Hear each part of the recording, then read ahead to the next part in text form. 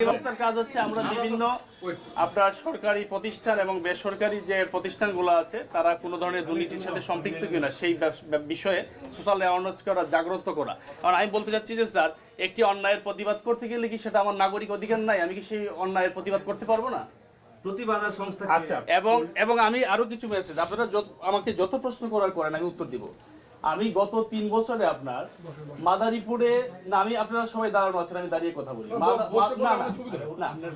আমি দাঁড়িয়ে বলে সুবিধা হয়। আপনি পরিচালক অপারেশনস একটু বসে বলেন। গত 3 বছরে আমি বাংলাদেশের প্রত্যন্ত অঞ্চলে অনেকগুলো আমি সামাজিক বিচার করেছি এবং অনেকগুলো আমি সাকসেস করেছি, এবং যেটা আমার মাধ্যমে সাধারণ মানুষ অনেক উপকৃত হয়েছে।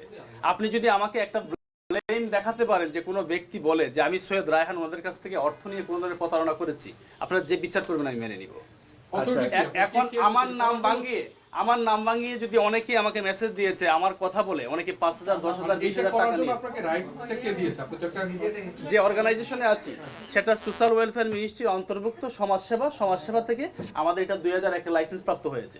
তারপরে ওইখান থেকে আমি অলরেডি মাত্র 5 মাস হচ্ছে আমি এখানে কাজ করছি। আজকে এখানে আমি গতকালকে একটি খবরের কাগজ, এখানে একটা নিউজ দেখলাম যে বোয়া দুদক সেজে অভিযান চালাচ্ছে এবং আমার ছবি দেওয়া।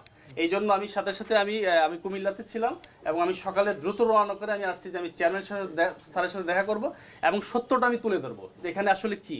আমি তো কোথাও একটা ভিডিওতে যদি আপনারা আমাকে দেখাতে পারেন যে আমি কোথাও বলেছি যে আমি দুদকের লোক, তাহলে আপনারা যে সাধারণ জনগণ আমার বিচার করবে। কিন্তু আমার কথা হচ্ছে আমি রাষ্ট্রের সাধারণ নাগরিকের জন্য আমার সাধারণের জায়গা থেকে আমি রাষ্ট্রের নাগরিক হিসাবে আমার প্রতিবাদ করার সুযোগ আছে, আমি সেই কাজগুলো করেছি। একনল হ্যান্ড ওয়াশ 100% প্যারাবেন ফ্রি, তাই নিরাপদ হাতের জন্য আস্থা রাখুন একনলে। শুনেন, বাংলাদেশের এই দুর্নীতি প্রতিরোধের জন্য একটা সংস্থা আছে, সরকারের কমিশন আছে। একটা সংগঠন একটা সংগঠন করে নিজেরা সংগঠন তৈরি করে, নিজেরা নীতিমালা তৈরি করে একেবারে দুদকের প্যারালাল সংগঠনে পরিণত হয়ে গেছে। এটা কোনোভাবেই করতে পারে না এবং এটা সম্পূর্ণ বেআইনি এবং এটা এক গুরুতর অপরাধ। সরকার এই সরকার রাষ্ট্রকে চ্যালেঞ্জ করার মতো ঘটনা ঘটেছে। ওনারা নিজেরা অভিযান চালাচ্ছে, নিজেরাই বিচার করতেছে। বাংলাদেশে তো বিদ্যমান আইন শৃঙ্খলা বাহিনী আছে, বাংলাদেশে দুর্নীতি নিবারণ করার জন্য সংস্থা আছে। আপনারা নিজেরাই গ্রামে গিয়ে বিচার করতেছেন, নিজেরাই অভিযান চালাচ্ছেন, নিজেরাই পুলিশের প্রোটেকশন নিচ্ছেন। এইটা আপনারা করতে পারেন না।